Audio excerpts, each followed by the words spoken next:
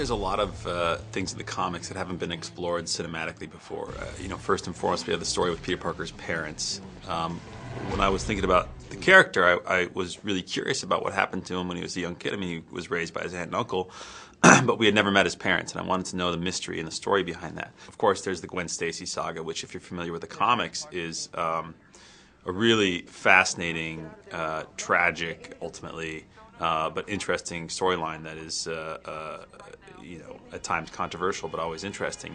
And so I wanted to explore that. Learning the story of Gwen was just so amazing and tragic and epic, and I just immediately wanted to be part of it. And the fact that people had like unsubscribed to comic books and like burned their copies, I was like, hell yeah. It's like being into the Beatles in '64 or something like that when the parents were revolting. I think there was something in me that loved that stamp on pop culture, and that whole, you know, what happens with Peter Parker ultimately in his relationship with Mary Jane because of what happens with Gwen.